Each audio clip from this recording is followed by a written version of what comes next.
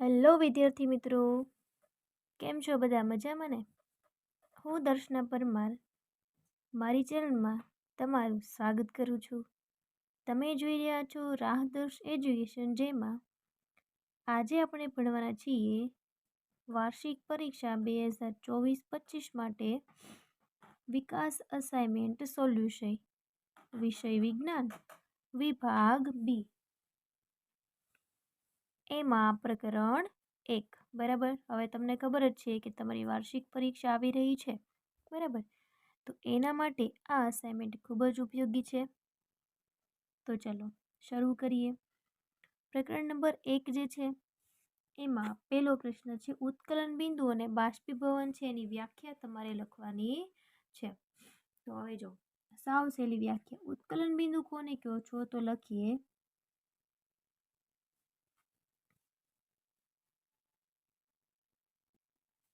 જે પદાર્થ પ્રવાહી અવસ્થામાંથી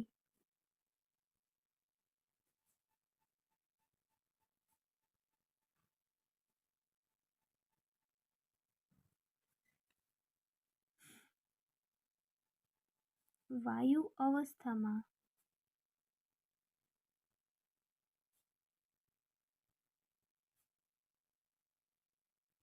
રૂપાંતરણ થાય તે તાપમાનને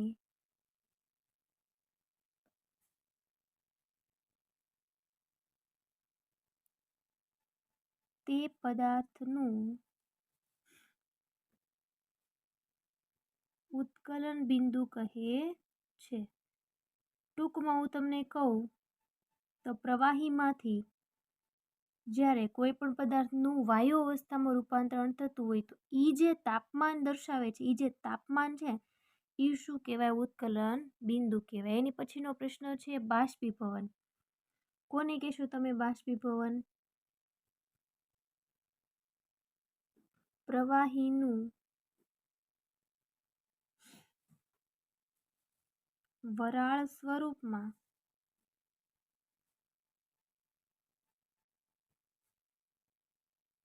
રૂપાંતરણ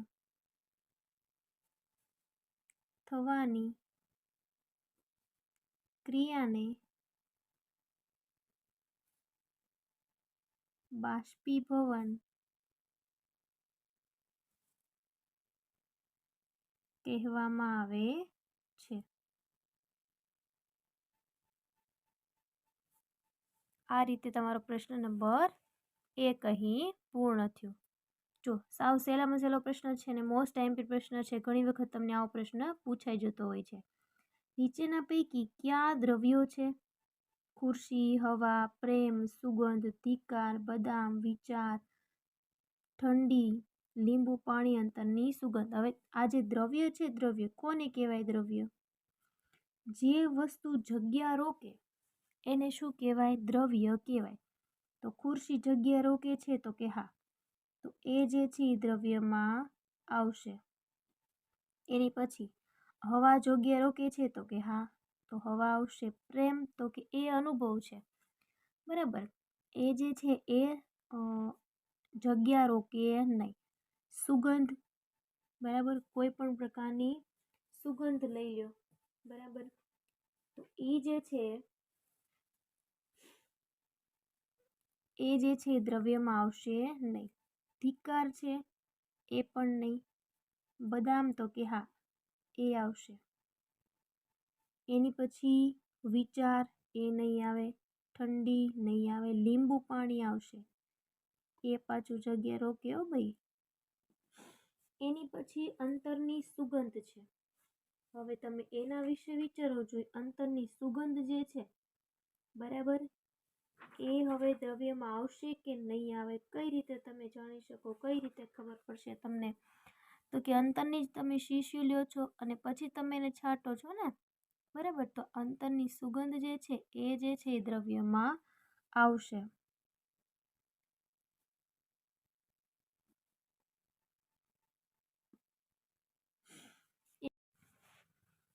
અને અંતરની સુગંધ એ દ્રવ્ય છે અને સુગંધ જે છે એ પણ શું છે? દ્રવ્ય છે, કેમ કે વાયુના કણોની બનેલી હોય છે એટલા માટે. બરાબર, આ થઈ ગયું આપણું વર્ગીકરણ. એની પછીનો પ્રશ્ન છે, બાષ્પીભવન થવાથી શા માટે ઠંડક ફેલાય છે? તો લખીએ કે બાષ્પીભવન પ્રક્રિયા એટલે શું? આપણને ખબર જ છે, બરાબર, કે પ્રવાહીમાંથી વાયુમાં રૂપાંતરણ થવાની પ્રક્રિયાને આપણે શું કહીએ છીએ? બાષ્પીભવન આપણે કહીએ છીએ. તો લખીએ, ચલો એનો જવાબ લખીએ. આ પ્રક્રિયા દરમિયાન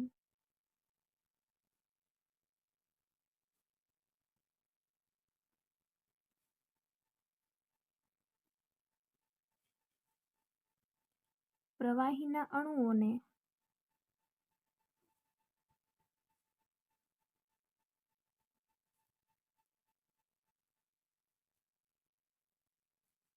ગરમીની જરૂર પડે છે.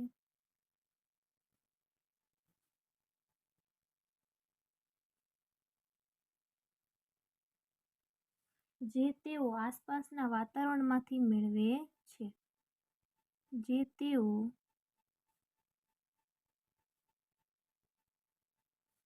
આસપાસથી અથવા આસપાસના વાતાવરણમાંથી મેળવે છે. જ્યારે અણુ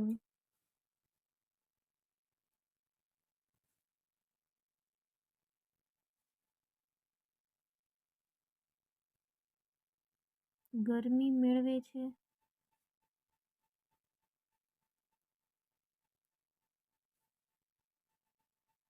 ત્યારે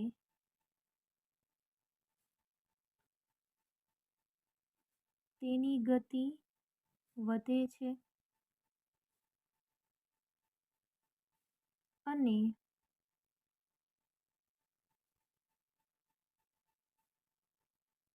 તેઓ એકબીજાથી દૂર જાય છે. આવા કારણોસર બાષ્પીભવન થવાથી ઠંડક ફેલાય છે. અને તમને ખબર હશે, આપણે જ્યારે ગરમીનો સમય હોય ત્યારે આપણે સુતરાઉ કાપડના કપડાં પહેરીએ છીએ. જ્યારે એમાં પરસેવો વળે છે તો આપણને શું જોવા મળે છે? ઠંડક ઉત્પન્ન થતી હોય એવું આપણને જોવા મળે છે. પછી ચોથો પ્રશ્ન છે કે નીચે દર્શાવેલા તાપમાને અંશ સેલ્સિયસમાં ફેરવું. તો 300 કેલ્વિન છે, બરાબર, તો 300 માઇનસ 273 કરો બાદબાકી. જવાબ કેટલો આવ્યો? 27 સેલ્સિયસ. આ પહેલો જવાબ આપણને મળી ગયો. બીજો 573 માઇનસ 273 બરાબર કેટલો જવાબ આવ્યો? 3, એટલે 300 સેલ્સિયસ જવાબ આપણને મળશે. એની પછી 5મો પ્રશ્ન, ઉનાળામાં માટલા એટલે કે ઘડાનું પાણી શા માટે ઠંડુ હોય છે? તો હવે એનો જવાબ લખીએ. ચલો, ઉનાળા દરમિયાન શા માટે માટલાનું પાણી જે છે એ ઠંડુ હોય છે? માટલાની સપાટી જે હોય, બરાબર, માટલાની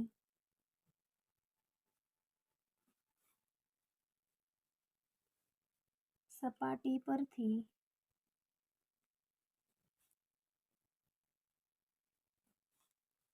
પાણીનું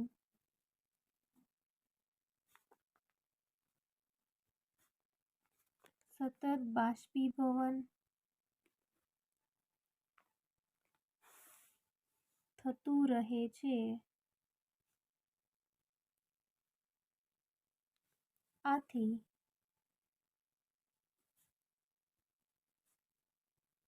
માટલાનું પાણી ઠંડુ રહે છે. એટલે એમાં શું જોવા મળે છે? આપણને બાષ્પીભવન થતું રહે છે, બરાબર. એટલા માટે શું? તો કે પાણી જે અંદર રહેલું હોય છે એ ઠંડુ હોય છે. છઠ્ઠો પ્રશ્ન છે, એ લખીએ.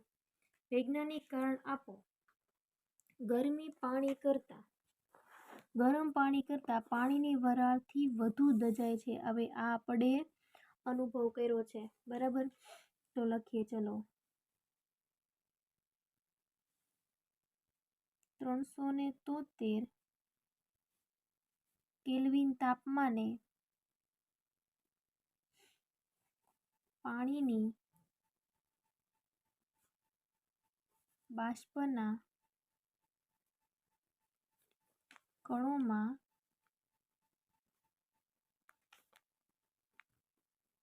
તેજ તાપમાને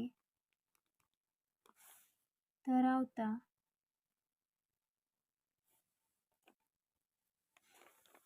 પાણીના કણો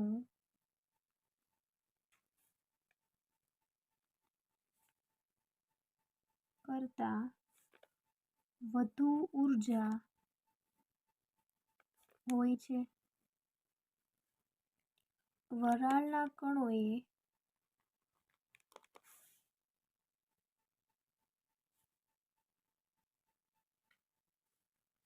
આ ઊર્જા બાષ્પીભવન ગુપ્ત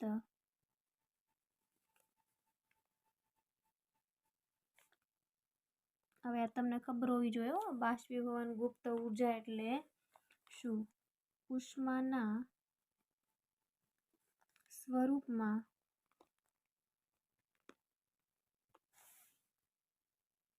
શોષી હોવાથી ગરમ પાણી કરતાં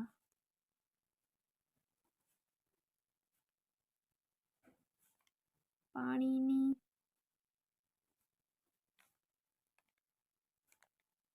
વરાળથી વધુ દજાય છે. તો પ્રકરણ નંબર 1માં તમને 1 થી 6 પ્રશ્નો આપેલા છે એ અહીં પૂર્ણ થાય છે. જો તમને આમાં કાંઈ પણ પ્રકારનો પ્રશ્ન હોય તો તમે મને કમેન્ટ કરીને જણાવી શકો છો, અને આપણે આની પછીના પ્રકરણો જે છે એનું પણ સોલ્યુશન કરવાનું છે, બરાબર. તેથી મારી આ ચેનલને સબસ્ક્રાઈબ કરો, અને જો તમે નવા હોય તો વિડીયોને લાઈક શેર કરવાનું ભૂલશો નહીં. Thank you very much.